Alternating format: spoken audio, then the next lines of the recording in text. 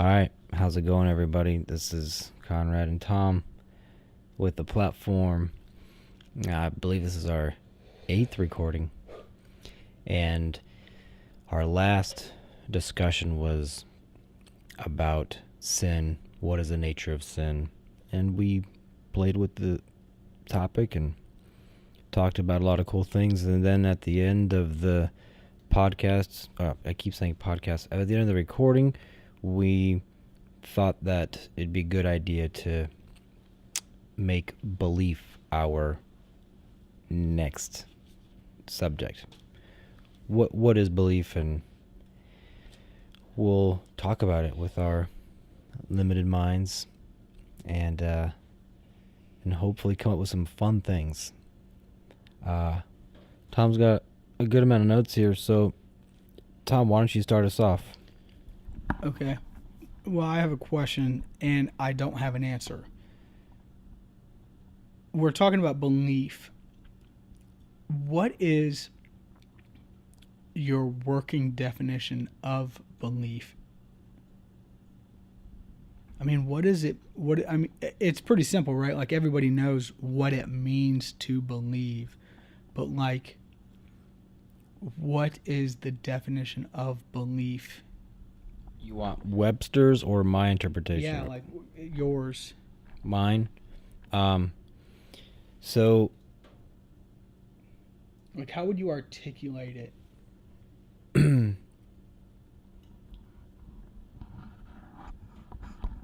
let's see here. Do you have an answer? No. Okay. Okay, so what is belief? Okay, well, the first thing you think of right off the bat is thinking that something that can't necessarily be. Well, I could say, hey man,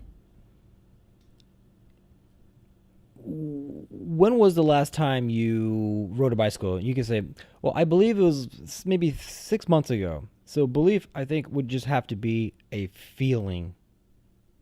Really. A feeling. Check 1 2. Check 1 2. Uh-oh. Check. Oh no, it's just a cord. So it's a belief. It's a feeling. It's a feeling that you attribute to something being real. Yeah, I would say that's it. Like, belief is a feeling that is something that is that it is attributed to something that you think is real. What do you think? I mean, it's so interesting that you used the word feeling to describe or define belief, because this feeling that we have has to do with whether something is right or wrong, good or bad, true or false, right? So a belief deals with those things, whether something's real in regards to being right or wrong, good or bad, true or not. So I think that's a fair way to articulate it. A belief, if I had to define it, and like I said, I didn't come into this with a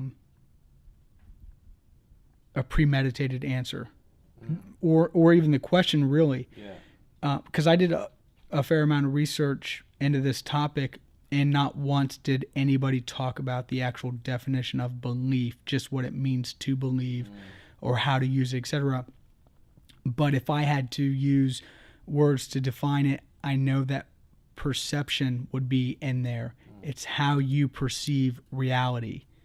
Belief is a byproduct of what you internalize, whether it be through sound, visually, touch, and then you perceive that new information, and then from how you perceive it to how you rationalize it and then put it into believe is going to be determine how you act.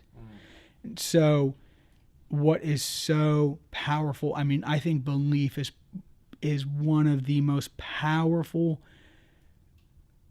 things. I don't know how to articulate it, so I'll just use the word things that we can talk about, that we can get good at, master, etc. And the very foundation of it is knowing how to use it to your benefit. Yeah. And there is so much to be said about belief, and I believe that we could have not only a very long conversation about it tonight, but multiple long hour conversations about belief and the power of it, because what people don't realize is that it shapes everything about you. Yeah. Everything. And we're not just talking about like belief in a God or a higher spirit, not or a higher power, or belief in a certain religion or an ideology or whatnot. It's actually very prominent in our lives about ourselves, what we believe about ourselves.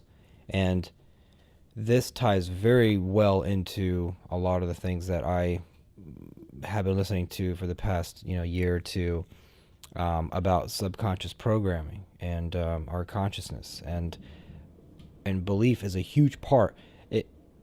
Belief is so interesting because you don't necessarily have to consciously be aware. You don't have to be conscious that you believe in things. Some things that you just are things, and that is a belief. That's what I think it is too.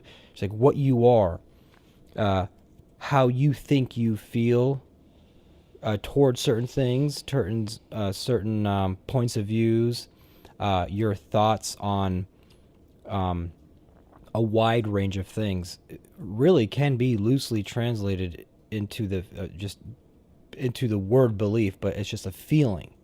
So that's kind of a good place to start. It's like, what is belief? Well, so yeah, that's a good base. So what's the next step? Where do you want to take the conversation? Okay, so the first thing that we have to do is understand what belief is and understand how our subconscious is directly tied into belief and our actions. And I think a good way of doing that would be describing it like this. We have faith in a lot of things every single day, hundreds and even thousands of things every day that our subconscious mind is putting faith in. For example, when you sit in a chair, you don't even think to test and see if that chair can hold your weight. Your subconscious just has faith that you're going to sit on that chair and it's going to hold you up. Same thing with,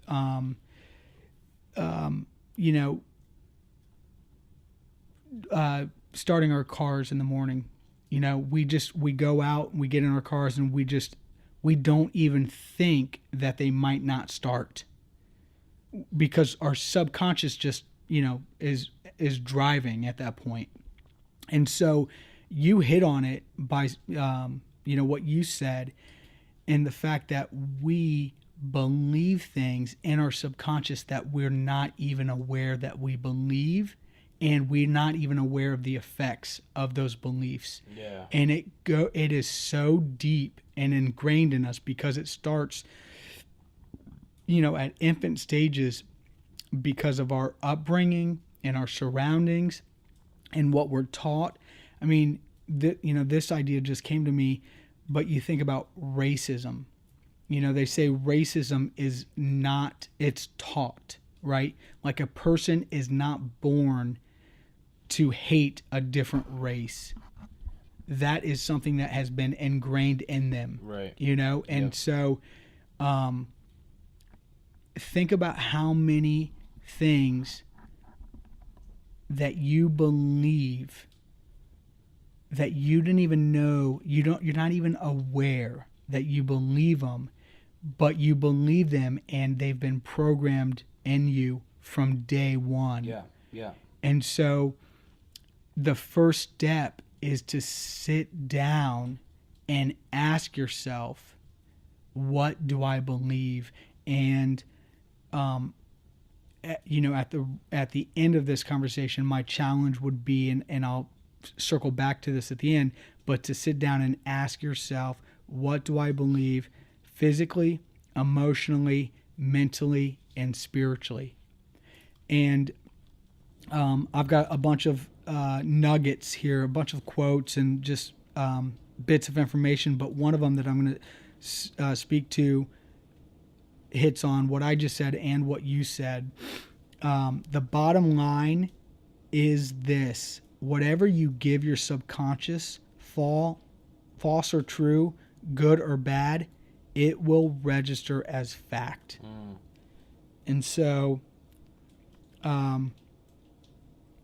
what you feed your subconscious, whether it's true or not, if you perceive it as true, your subconscious is going to register it as fact, and you are then going to operate out of that belief, even if you don't realize it. And that's the thing, is we're just scratching the surface here, but if we were able to examine our own lives and figure out which false beliefs we have and the effects of them, I bet you it would be alarming in every person.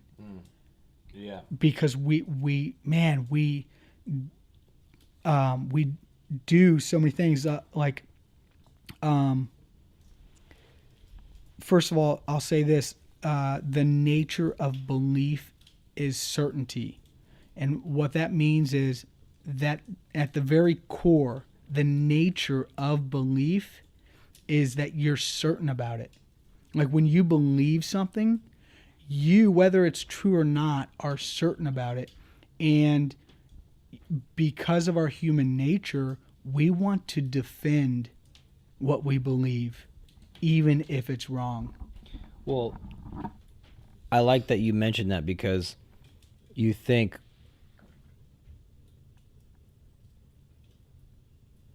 you have it's like almost you have two different beliefs. One is the conscious and one is the subconscious. Because I could say something like, hey man, do you believe in this or that? And you say, yeah, I believe that, but you don't really know. It could be something that's just like you just don't really know anything about. Say, hey man, do you believe in, let's just say Santa Claus, and you're 8 years old, and then the kid says, yeah, I believe it, but it could be something that you verbally say, you consciously say, but you could doubt it. It's like, hey man, do you believe this or that? But the stronger belief is not what you just confess. See, look, here's the thing, man.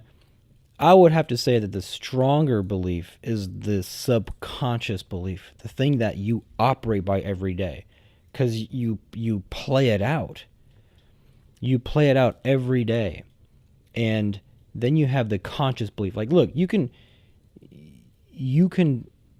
go up to somebody and say, hey man, you can go up to somebody, let's just say they have an alcohol addiction, and you say, hey man, you have an alcohol addiction, man, are you ever going to get out of it? And then the person says, yeah, I believe, like one day I believe, man, I'm going to get out of it. It's going to happen soon, real soon, next week maybe. I believe it. And then 5 years later, the person's still going back to drinking alcohol. So it's like, what was stronger, the belief confessed with the mouth, or the subconscious belief, the thing that was really, really rooted deep inside that brought that person right back to what they believed they thought they were going to do again? Well, and you could argue that one's not a real belief. Like if you're gonna divide them and say, well, there's a subconscious belief and a conscious belief, I would say there's only one belief, and that's the one that is what you actually believe, whether you know it or not. Whether it's in your subconscious or conscious,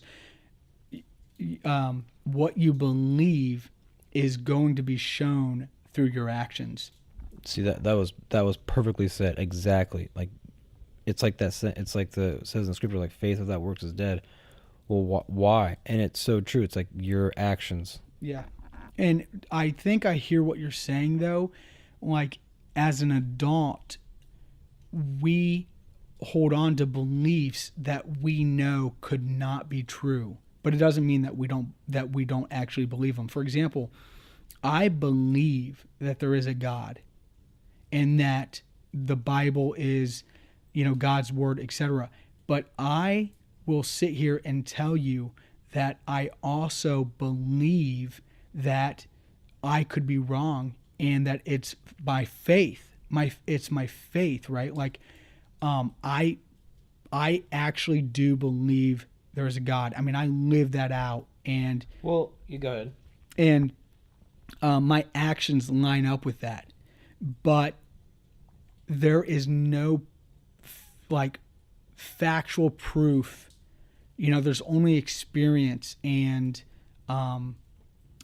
my limited knowledge of the subject that I'm basing that off of. And so I think I'd be ignorant or unwise to rule out the possibility of being wrong. I understand. Now let me ask you this question. This might actually go off topic for a second, but what is it about the God that you believe that makes you also think or believe that you could be wrong? Like, what is it about your God or your faith that has that little bit of possibility for doubt? Well, it's because I think for whatever reason that God, I said last week or last recording that the scripture says without faith it is impossible to please God. I think that faith is such a critical factor in God that that the proof, like the scientific or absolute proof of him, takes the faith away, right? You don't have to have faith. Like, I don't have to have faith that you're standing right here. Zero faith at all. Does that make sense? Because I know you're here. Yeah, no, I understand that. So in order to have faith, it's got to be based on something that that I don't know beyond certainty, So, I mean, what allows me to say that I believe, and maybe this sounds like contradictory, and maybe it is, but to sit here and say that I believe beyond a shadow of a doubt that there is a God, like, that's my belief, but it's based on faith because of all the evidence that I know. But the thing is, I know that I know limited information. Like, I have a very limited amount of information, and there are other people that have a lot more information that say there isn't a God, and that are, very scientific, very smart, and have a lot of other evidence and proof saying that there isn't a God. And so I'm basing mine off of my experiences and my faith and my relationship with this invisible God. And so I just think it's fair to say that there is a possibility that I'm wrong. I don't think I'm wrong, right? Like, I don't operate as if I'm wrong. I don't live my life as if there might not be a God, right? Like, I'm not like, well, I'm gonna go against God this one time just in case he's not real, you know. But you know, I don't know how to explain it other than that. Like I just think that that knowing that you don't know everything and that you could be wrong is a is an asset. It's a strength, not you know, not a weakness. Yeah, because you're not like so you're not bullheaded where you're just like, no, I don't care.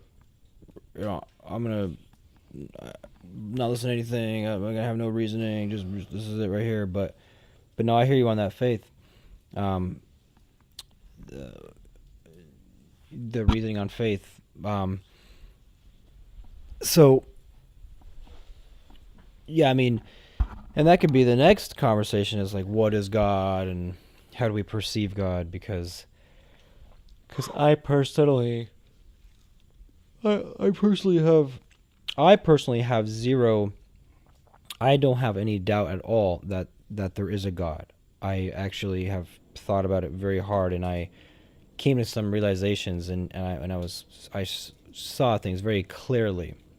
So for me, God, it's not even a debatable thing. I just know for a fact, right? But faith, that doesn't mean faith isn't necessary, because faith is a certain tool that God requires, um, because I still, even though I know that there's a God and that God exists and as Almighty Creator and all this stuff, I still am at right now just a person living life.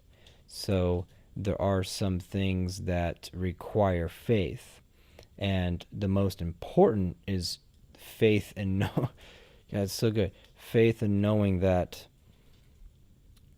God is in control, and that to me is the biggest faith. Is that I can only do so much in my life to have impact, to have results, to move a certain direction, to have expectations.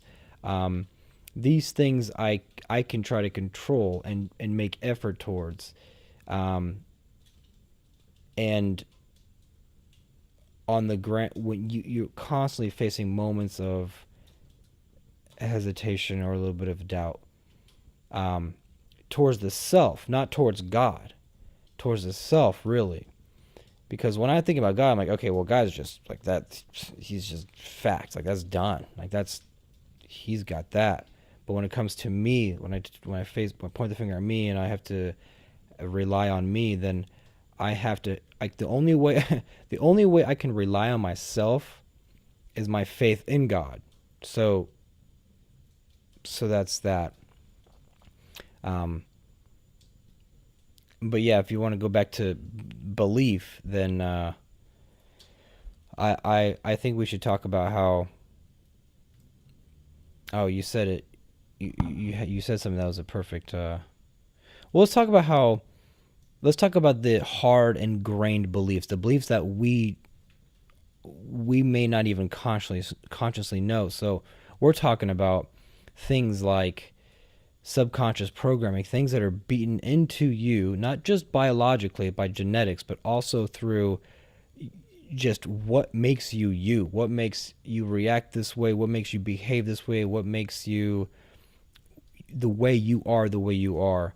And real quick, when you were talking about that, I was at Starbucks the other day reading a book, and I saw a family walk in, and it was just funny because the family was like, everybody in the family was exactly like everybody in the family. You know, you had the mom who was exactly her way, and then the daughter was like just a spitting image of her mom. And the daughter was like, I don't know, 13.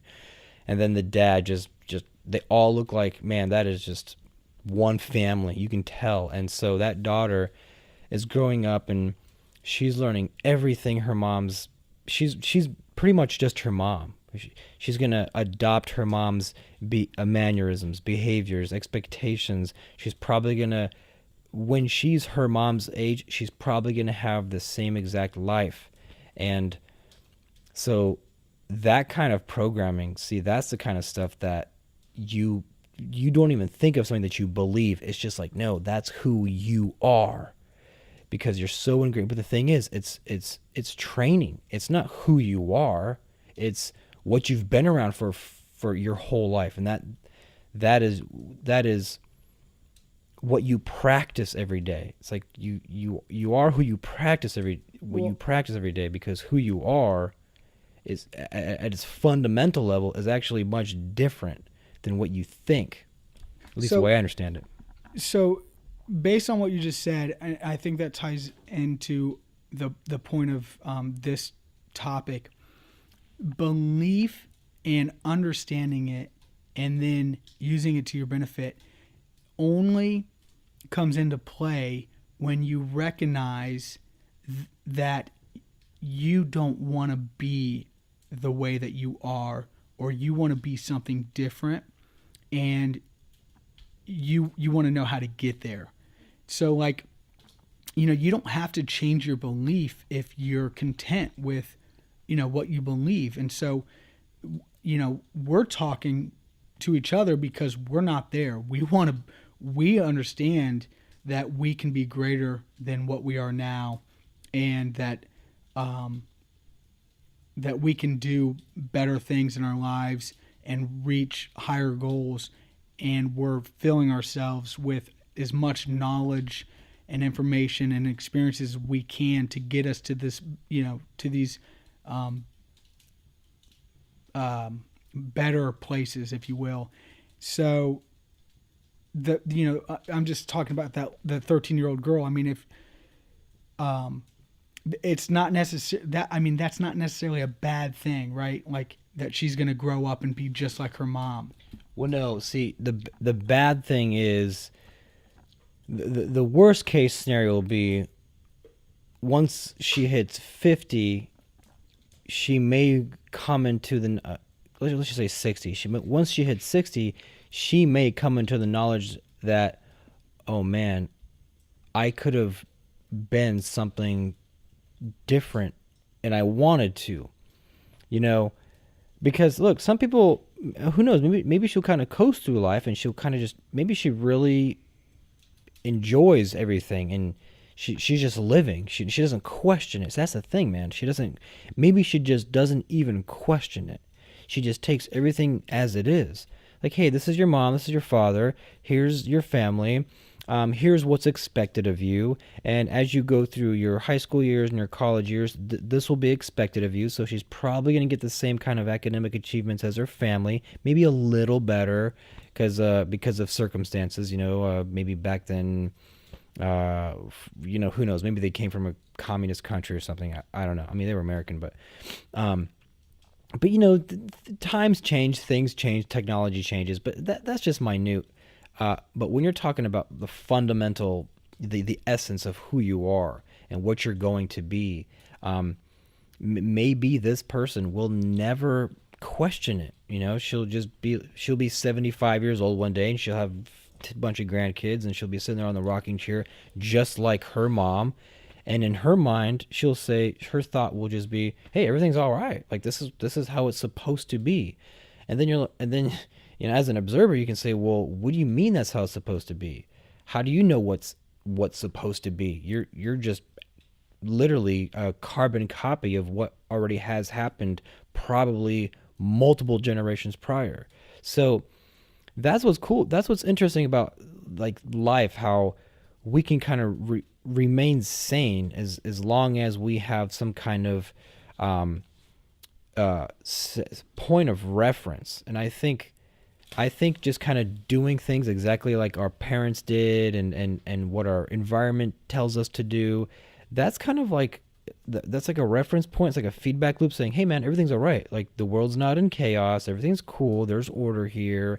And so life can be okay. And so for that girl, once again, she may never ever reach that point in her conscious thinking where she'll start to deeply reflect and say, oh man, like, wait a minute, this is how the world operates. Like, I never knew that. So So let's just, I mean, for sake of conversation, let's just talk about this person and say that, because what I don't want to do, and maybe it's not relevant, but and not need, like, maybe I don't need to say this, but I want to, for the record.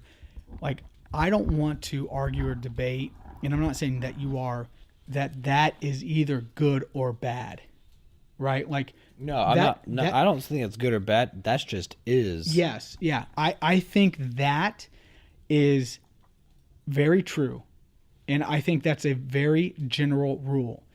I think if you look at society, they will say that yes, people do progress within their nuclear family to some degree, but hardly. There's only a very few who jump the gap. You know, for example, if you grow up in a family that nobody goes to college, you know, there are some instances where you have that person that goes to college. I mean, let's just say this, like Eminem.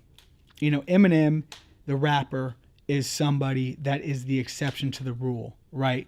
Like his parents and their parents and their parents' parents, who knows for how long, and I'm guessing, I'm not like prescribing that this is fact, but probably lived in the same poverty and impoverished lifestyle, right? And Eminem jumped the gap so far and now is a multimillionaire and you know, etc. So I think the rule is that, yeah, you pretty much stay very similar to your family's successes and your family's lifestyle and maybe even proximity of living. But there are exceptions where people do jump the divide and make a completely different lifestyle. And people do that for all different reasons. One is, you know, resentment and regret for the lifestyle that they had, and they don't want to be anything like their parents. And so, you know, they put themselves through college and maybe become lawyers or whatever, CEOs, and or maybe it's because they want to do well by their, you know, their family, and so they, you know, they want to take care of them, support them, and give them everything that they never had. And so, you know, they jump the divide in that regard. But for sake of conversation, let's just take this person, this imaginary person that until recently didn't know any better about being able to change or what it meant to change, you know, their future in that regard. And it starts with belief. And so they're on this journey of like, okay, I want to be something different than what I know and what I've been taught and everything that I am. Why am I this way? Why do I believe this way? And it starts with belief. And, you know, a couple of things that I want to just hammer out, because they're going to be like foundation points to this conversation, is that that the body follows the mind. So, you know, belief is in the mind, and it's in your conscious and your subconscious, and what you believe will determine what you do and how you act. Yep. And what we believe makes us who we are. And so if we don't know what we believe, then we just are, you know, for whatever reason. And one of the things, so here's a quote: "What you believe drives how, why, and what you do, and what you do determines what you achieve."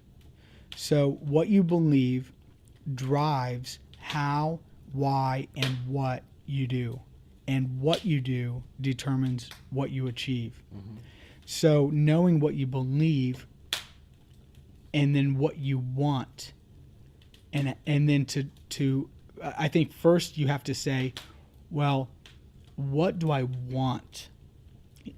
But before you get there, you have to say, what do I believe I can even have? What do I believe I can even be?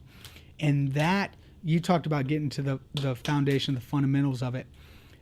At the core, and maybe just from my limited knowledge on belief, at the core, there are two different mindsets. There is a fixed mindset versus a growth mindset. And the fixed mindset is this idea that you are only capable of of what you were born with and what you're able to do. And so if you were born with an athletic ability and you're just naturally good at sports, then that's it, man. You're never going to be great at math. You're never going to be like a scientist or whatever. And it's just this fixed mindset where you can only be so good at whatever you were born with, whatever lifestyle that you were raised in. And that is the traditional way in the school of thought, from education system to how we were parented and how we parent our kids. And you can look this up. There is science that has been done to back this up that will show you how the mind works with different experiments, and how you can use fixed growth or fixed mindset tactics and experiments on people, and growth experiments and tactics on people in the same test and get different results. So the growth mindset is this idea that your brain is trainable, and that your brain is capable of achieving more than you are aware of, and that you can reprogram your brain and your neurons, and you can strengthen them and train them. And that right there is at the core level of what we're talking about. Yeah. Because if you don't believe that's true, then you'll never try. Yeah. Then you will never, ever, change at your core. Yeah. And so the fundamental of this and the foundation is to know and believe, and it's not a faith. This is based on science and experiments, but to believe that your brain is programmable, it is trainable, and that you are capable of way more than you were ever aware of. Yeah. And there are one article I read, and this was unrelated to this statement, this idea of fixed mindset and growth mindset. But one article talked about 4 examples of belief being so powerful, and one of them was that nobody believed you could run a 4-minute mile. And I don't remember when it was. It might have been 1965 or something like that, where scientists were saying that if you ran a 4-minute mile, or even came close to it, that your lungs would explode and you would die. That it was physically impossible. And somebody, whoever broke it, believed that they could do it. At the foundation of who they were, they believed that they could actually break the 4-minute mile, and they did. And now it's a common occurrence for 4-minute and under miles. Yeah. And then the second another one of them was it was believed that you couldn't that nobody could lift over 500 pounds over their head. And this was a really interesting read because the person, gold medalist or whatever in Olympics or wherever this was done, was, let's just say he was really close at like 465 pounds. And his trainer or trainers actually put 500 and maybe 5 pounds and told him that he was going to be lifting the same weight that he lifted last year.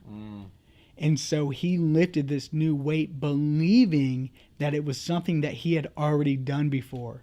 Yeah, it's like the we've all heard the placebo effect. Yeah. You know, like when the military would give their soldiers sugar pills, saying that it was medicine, and then they would get healed because, and dude, it's the power of belief, man. It's revolutionary stuff. Like, this is the stuff that's oh, look at that. It's revolutionary stuff because we're starting to become more conscious of this, and I don't know if it's just because I don't know if it's becoming globally popular, or if that is just becoming bigger in my life. I'm starting to seek things out, so it seems bigger to me, and so that's the thing. But I mean, this stuff's been around for a very long time. I mean, look at Jesus even talked about it. Like, if thou canst believe, all things are possible. Like what? What's, like, this guy knew about this stuff 2,000 years ago. And so, and then for me, and I don't know how it is for you, but as I'm learning this stuff and I'm getting into it, I still go out in the world and I still just see people. It seems like life was exactly how it was back when I was like 16. But for me personally, I see things much differently now. So, but yeah, the power of belief and what was I gonna say? You're talking about placebos. You were talking about, I mean, what really sparked your train of thought was the guy thinking he was going to lift what he had already lifted. Yeah, and that's the thing, dude. Like, that is a tool that we can use, because part of like subconscious programming, or part of like manifesting things in reality, it's going for the things that you like. I know people who just wouldn't dare take efforts towards certain things because they're so fearful, or they just think they don't deserve it, and that's a program. When you think that, when somebody says, hey, you should do this, and then immediately you have this reaction. It's like this reaction in your brain. It's all just neurons. Our neurons don't go places that we haven't been to before in our minds, and so our brain sits in a black casing. Our brain doesn't see this. This is all decoded and fed information to our brain. Then our brain says this is what we see, because our brain just sits in darkness. And so there's people out there who won't attempt certain things because it's typically because it's just because of a lack of self-esteem or lack of confidence, and that's all from your belief, Yeah. or the belief that you don't even believe that you're not even conscious of, like that little girl at Starbucks or something. You know, you could be like, hey, Jennifer, you should go do this, and then she's just like, oh no, for whatever reason, because it's subconscious programming. But once you finally are aware of that, and then once you find out how to program differently, then you can start doing things that you typically wouldn't have done before, just because it's just program. Well, real quick, just to piggyback off of a couple things you said, one of the most one of the simplest ways I've heard neurons firing in your brain described is like this. Imagine that you perceive new information and it travels through your brain, and let's just say you see something, and the information that you see with your eyes travels through your eyes into your central hub of your brain. And how it was described to me at one point was, imagine that the transportation, the mode of transportation, the vehicle is a truck, and the way that the truck drives is through through grass, a yard. And so let's say you perceive some information one time, and that truck takes the information from your eyes and drives it to the main hub. And the tracks that truck left through the yard are going to be very light. I mean, you know, in 2 weeks, you wouldn't even be able to see where those tracks were. Maybe even that day, depending on how hard the ground is. But once that information travels over and over again and again, it develops ruts.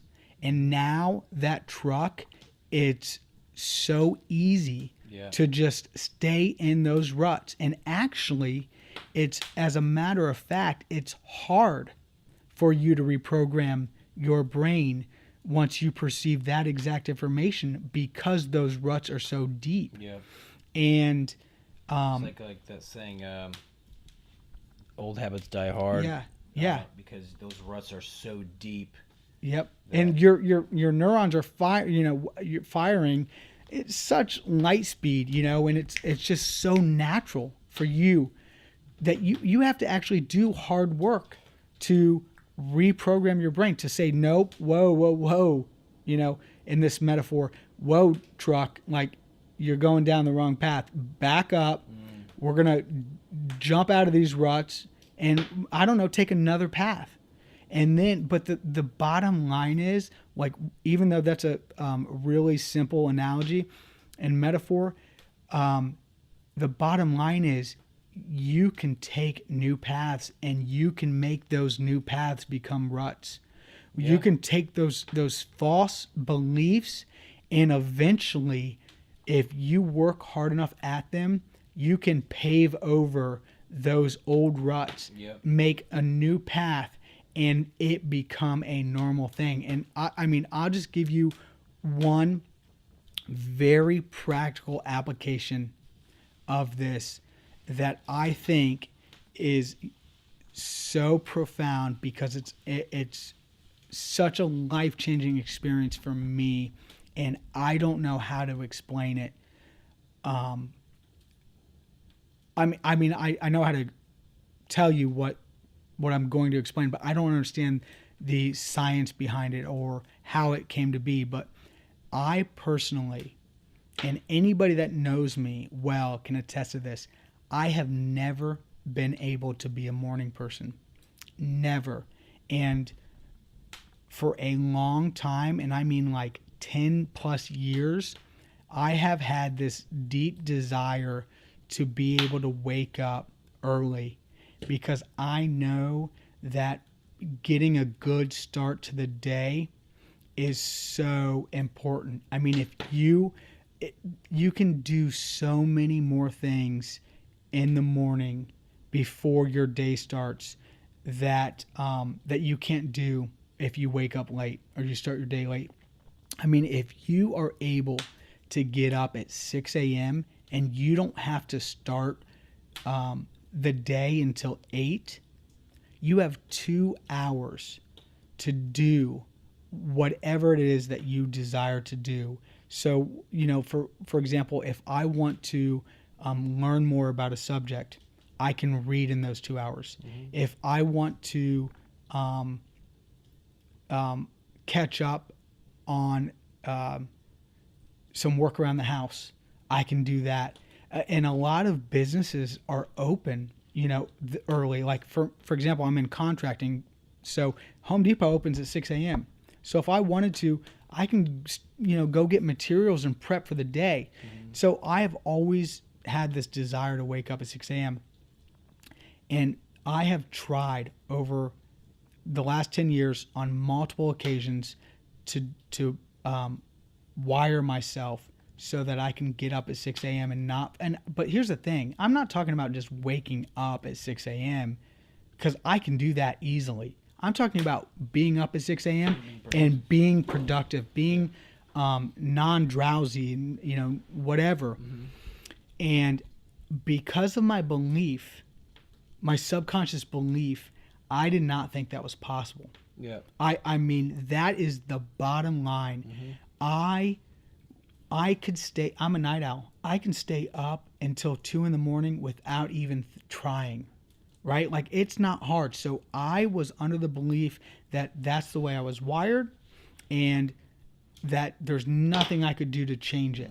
And so, I tried coffee. I tried running in the morning to like wake me up, and I'd get home from a run and I'd just go right back to bed. And so this last time that I tried it was after I'd, come visited you in, Maine, and we went to Quebec, and I just had this new perspective, and we had talked about the platform, and I was determined. I was reading more material, and whether I actually was aware of it or not, I actually believed that I could change. Like, I finally, whether it was consciously or subconsciously, I actually believed. I read a couple articles, and there was this one article in specific where I read about this guy that was horrible at math, was just couldn't grasp the concepts, and for whatever reason was determined to conquer math. And he's like some quantum physics major professor. Like, he just took it to the nth degree, like became so exceptional. And I heard that and I read that and I was like, man, is that an exception? Like, can you really do that? Like, can people really master anything if they are determined? And so whatever happened. And now, without my alarm going off, I am up at 6 a.m. I mean, it's crazy. I will cook my kids' breakfast at 6 a.m.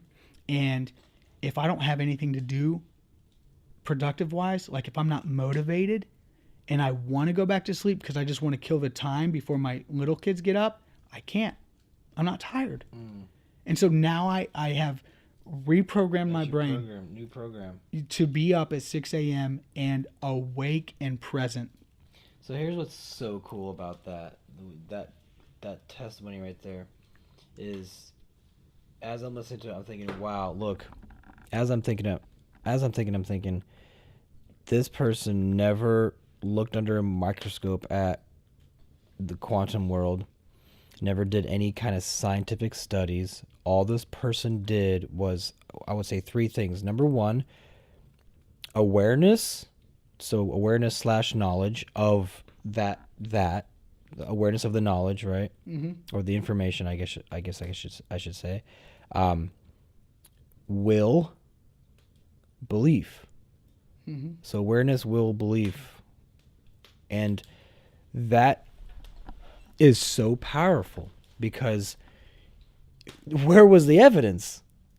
It was kind of like you were receptive, you were willing, you believed, you had the willing, and look, you did it, and man, there was no like pill, which is like what's crazy, because now people, from what I keep hearing, is that there's an epidemic. Everybody's sick. There's more depressed people than ever. There's more this, there's that. There's more suicides and all that. Everybody's running to the pharmacies. Did you know in the past, I got this from information from Bruce Lipton. He's really cool. He's a molecular biologist, and he's saying that he said on a talk that in the past the past 5 years, in the past 5 years, the pharmaceutical industry has increased sales by 20% every year. So every single year in the past 5 years. So that's 100% increase in the past 5 years that the pharmaceutical industry has been making in profits. Because people, man, they're rushing to these places. Huh? Supply and demand. Yeah, exactly. They're rushing to these places. They're saying, hey, take this medication. It's going to make you feel better, which it doesn't, because they're trying to use chemicals to alter that state that's making you sick. And man, dude, if I could just go on for another 3 minutes, Bruce Lipton, so cool, man. He's sitting there saying, look, your cells, they are very intelligent. Number one, your cells can behave two ways, and they can't do it simultaneously. One, they're either repelling away from a disease or being attracted. There is no neutral state. They're either going towards disease or away from disease. So, and he said that one of the major causes of illness is stress, because, and man, you got to listen to this guy, and it makes so much sense. So our organs, I forget what it's called. I have to do some more research, but this part of the body here that holds all our organs they're for health. Like you got your heart, you got your lungs, you got liver, all this stuff that makes your body healthy if it operates properly. Now, these are all activated when you're in a positive, relaxed state. Then these cells these organs are functioning at proper levels, and it's creating your body to be healthy. When you are in a fear-based, and you can even think back to when like a monkey running around or a caveman running around and a lion was chasing it. Well, what happens is this part of the body shuts down, and what happens is your body starts to pump blood to your muscles and your bones, so that because the first thing you're going to be doing is your body, if you're suffering from a disease, your body is going to stop focusing on that disease, start trying to cure it, and it's going to focus all its energy on your muscles and your bones so you can run away from the lion. Mm-hmm. And so once your blood and body focuses on that, it's no longer focusing on this, because like I just said, you can't, the cells, and he's looking at this in a lab, he's studying these cells, and this is how they behave. He's saying, look, they don't go, there's no neutral state. There's no both healing and also destroying. It's either one or the other, and there's no neutral state. So when you're in a stressful environment, your job stress, your whatever, if it's stressful, if you're fear-based, stress-based, then you are in a perpetual state of just destroying your body. Mm-hmm. And so you get sick, and you get more sick, and your organs start failing. You start getting diseases, and you can't sleep. You get anxiety. Your tumors start developing. You're like, what's going on? And you run to the pharmacy, and they give you all these pills, and you're taking these pills, but subconsciously you're saying to yourself, I'm a sick person, and they try to give you these pills, but subconsciously it doesn't even work, and so you die. But It all ties into your awareness, will, and what was the other one? Belief. Yeah, awareness, will, and belief. Mm-hmm. And that's it. There was no pill. There was nothing else, and that's it. And so it's like word. It was word. I mean, interesting to piggyback off what you just said. One of the 4 stories that I read in the article was this paralyzed man. Was in some type of accident, broke his neck, paralyzed, and doctors, said you'll never. Joe Dispenza? No, I don't think it was. Bicycle accident. Maybe, I'm not sure. Okay. But they said you're never going to walk again or use your limbs or whatever, and just it's impossible.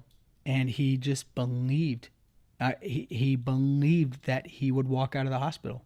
And I can't remember if it was 8 weeks or 8 months later, he walked out of the hospital. Yeah, that was Joe Dispenza. Well, then That's the guy that like yeah. is huge. Like, I think if he's the right guy, he was in a bike race or something. A car hit him. He fell. He broke a bunch of vertebrae. Went to 3 doctors. They're all like, "Dude, you're not gonna walk," and he told him so that he was using to heal himself. Yeah.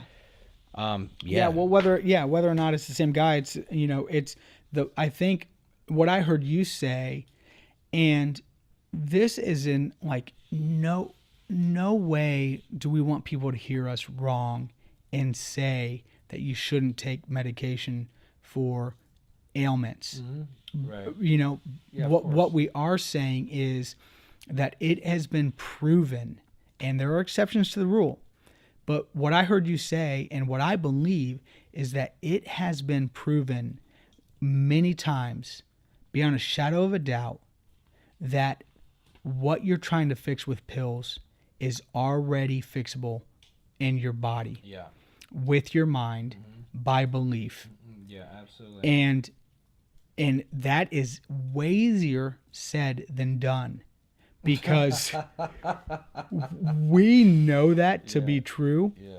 But even you and I become stressed out, and it is a cyclical cycle. I mean, I don't know if we talked about this before, but if we haven't, I've read the same thing, or I've read articles about the same thing, about how when we're stressed, we become ill because we're stressed, and because of our immune system is now fighting, is in a chaotic state, and because of that stress, and then can't focus on running our body the way that it should, and then it gets sick, and then we get more stressed because now we're sick, and then those cells can't do what they're trying to do because they're focused on the wrong things. And it's so interesting, just like a real practical concept that I implement in my own life, and I think people probably perceive it as good and bad depending on your point of view. But I live my life in a way that is like the stewardess on the airplane that says, if we start crashing or we start going down and the oxygen masks come down, put them on yourself first, and then put them on your children or the people around you. Because if you don't have your own oxygen mask, you can't help those around you. Right. And so I have taken that concept and implemented it in my life in the way of, if I'm not good and I'm not healthy, then I can't be who my kids need me to be. Yeah. And so how that plays out is, if I need some time away from my kids to go do something that I enjoy, so that I'm not sitting there, even though I'm present with them, being a counterproductive, person in their life, because you harbor resentment, and you can really become unhealthy mentally if you maintain that idea of like, oh, I can't be happy. I wouldn't be a good parent if I went out and did the things that I want to do. And then you become this horrible parent because you're giving your kid, half of the capability that you're, that's right, able to do. And man, people don't take that the wrong way. Like, I'm not talking about neglect or immoral things. I'm talking about, doing things that I enjoy, that are positive and uplifting and edifying to me, that don't harm my children. Yeah, absolutely. And in moderation, right? Absolutely. Like, so you got to take that with a grain of salt. But let me just tell you one interesting thing that's overarching in this discussion about belief. So if you think about successful people, studies have been done over since the beginning of time, we'll say, on what makes people successful. And what kind of success, like financial? In every arena, there are different studies done. So if you take a CEO of a company, okay, what makes that person successful? Okay, and this is exactly how this plays out. Let's just take the example of the CEO. They study 5 CEOs of the largest companies in the world, and they try to find similarities. But the thing is, what they look at is physical things that they do. So let's just say, I read an article one time. It said, like, let's just say it said top 10 things productive, successful people do. They don't check their phone or their emails until right when they get out of bed. They have a routine. Let's just say one of the attributes of all successful, and I'm making these up, but let's just say one of the most successful attributes. All up? No. I just whole started 10 minutes ago. Okay. With the kids, the neglect thing. I hardly ever see my kids. Yeah. So, let's just say that they interview 5 of the most successful CEOs, and they say, okay, they all read a lot of books. Yeah. They all read a lot of books. Yeah. Second thing that they do, they all spend an hour a day doing something recreational. Every one of these top 5 CEOs takes 1 day a week off to do nothing but whatever, personal stuff. Yeah. Like I said, I'm making these up, but I think they're relative. But here's what this article that I read said, and I'll just quote it. The highest level of performance are empowered. The highest levels of performance are empowered by the deepest levels of belief. So the highest levels of performance are empowered by the deepest levels of belief. Yeah. And I think that right there is really what we're talking about today, is what all of those successful people have in common is that they believe that they can achieve what they want. If you don't believe that what you want is achievable, you won't even try. Yeah. And it goes back to, and this is where it circles all back, it goes back to this fixed mindset versus growth mindset. If you think let's just say that you want to be a famous singer, or, you could take the word famous out, but you want to be a very successful singer. And then you let's just say you start going to open mic nights and you start booking gigs, and you're quickly told that you're not meant to be that. You don't have what it takes. You're not good enough. That's a fixed mindset mentality. And if you believe that, whether it's subconsciously or consciously, that's all you can do, then you will stop, and you will start making excuses for yourself. And so when you set out to succeed and you fail and you fail and you fail, and you will start making excuses, well, I just am not, it's impossible. I'm not able to do it. I'm not capable of it. And that's where the quote comes in, that the highest levels of performance are empowered by the deepest levels of belief. Yep. So what you believe in your deepest core about yourself will determine what you achieve. Absolutely, man. And the body follows the mind, and what we believe makes us who we are.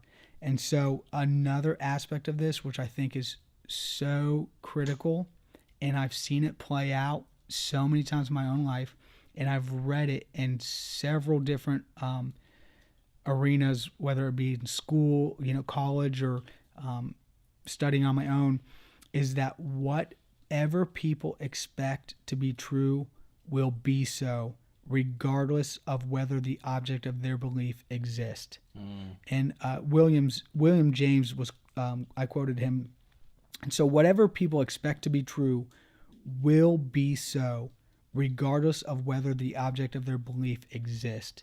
So it's this idea of, I'm just going to simplify it, and I know that this isn't exactly what he's saying here, but what you expect is what you get. Yeah. And it actually plays out with other people. If you expect somebody to fail, they will fail. Yeah. Yeah. You will set them up for failure. Whether it's subconsciously, I don't know. It's so crazy, but you get what you expect. Yeah. Yeah. There's a quote that I remember. It means the same thing. It's worded a little differently. It goes, "You don't get what you want. You get what you plan for." And so I different words, but I think what he was trying to say was exactly that. Is, yeah, and that's the thing. It's the subconscious programming. Our programs can be changed. We didn't talk about much into the process, because I think we could actually extend this conversation to our next recording, and start talking about, well, what's the process? Yeah. Because we talked about it. Now it's where we talked about it, but now it's like, well, how do you be it? Yeah. How do you be it? I think that's a perfect plan, because I did read one article that was so great because it actually gave you practical applications. And I think we should go over those next time. Mm-hmm. And I will say, like, I'll wrap it up, just by saying that placebos work. Placebos are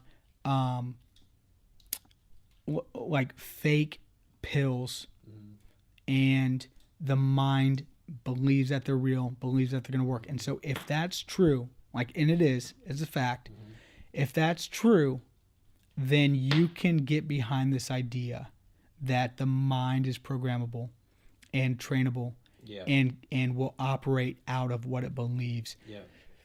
And I just want to say this.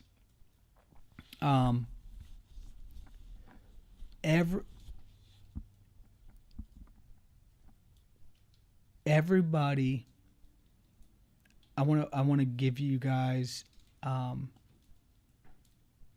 analogy or a metaphor that is, I think, so practical, that embodies everything that we're talking about and more. And if you want to expound on it, you can.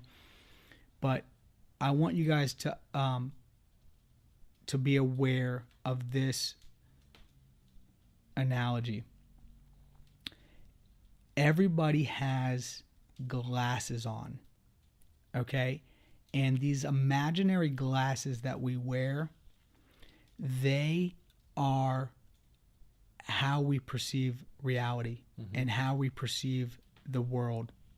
And so if our glasses that we're wearing say, believe that the law is the law, and let's just say the speed limit is the speed limit, and if you don't do it, you're in trouble, we will see reality through those lenses. Yep. And we will process things through those lenses.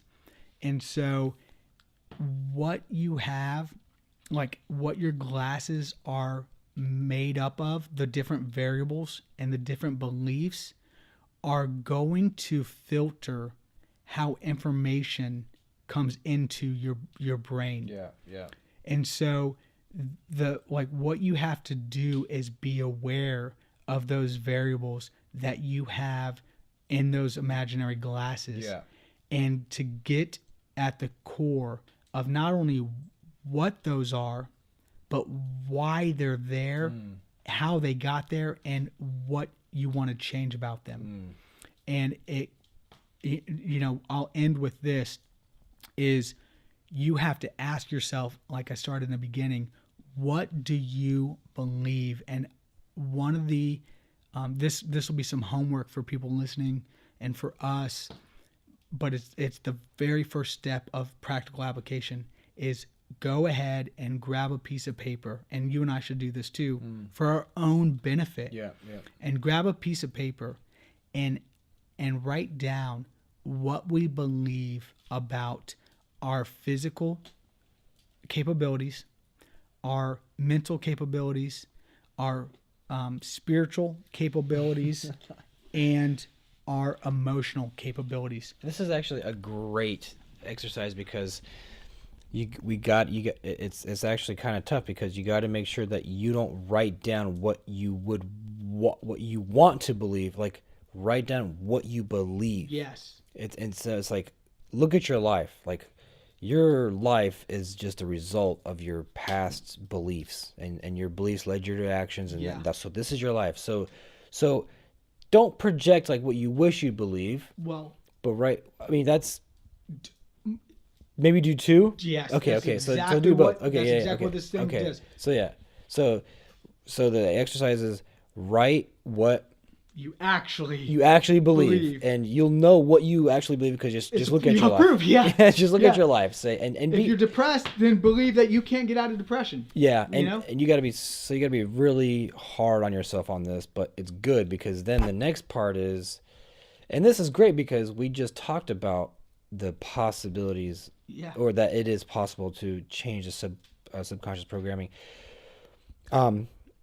So is that what you want to say? Yeah, so in the second list, write what you are actually, based on this conversation and scientific evidence and whatnot, what you want to believe. Yeah. What you want to achieve. And then one of the practical applications will be to daily start implementing those new beliefs, start repeating them, start saying them. But, I don't want to get too much into the practical applications because we can talk about that next session. But the first bit of homework is to write down what you believe about those four things. Yeah. And then under that, now define new beliefs that you are going to start implementing. And just like the truck analogy in the ruts, these are new paths that you're gonna have to fire in your brain. Yeah, and it might be uncomfortable. Yeah, but it will be, and it is an uncomfortable feeling. So I wanted to say real quick two things.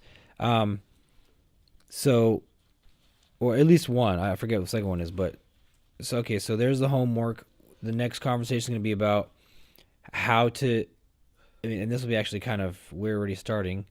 But what is the process? How do you actually implement the whole process? And then one thing I wanted to say, like a fun thought experiment, is you take the placebo effect, you take a pill, and you take 100 people, and let's just say 40% of those people actually were affected by the placebo effect, like in the positive. Mm-hmm. They actually started getting really healthy, and they were like, yeah, this works. The other 60 didn't, or maybe 30 didn't, and the rest were, whatever. So now the question is, well, why did those people have the proclivity to accept those placebos? Is either A, were they born with something that gave them that tool of belief that's a little stronger, or what is it, or did their lives kind of just already go down a path where they already were believing things and they already kind of implemented that, maybe unbeknownst to them. So that's the thing. Belief is a skill that we can get better at. Yeah. So that's imagine that. So 5 years from now, just like you practice golf, you're going to get really good at it. So now it's like, geez, what are you going to be in 5 years if you keep practicing that? So that's a cool thing. Yeah. I think awareness has a big play in what you just said. Yeah. Being aware of what you believe. Yeah. Yeah. Well, all right, cool, man. So the next one's going to be good, man. This is going to be one where Where you actually start getting better. Yeah, exactly. But all right, man. Till next time. All right. See you.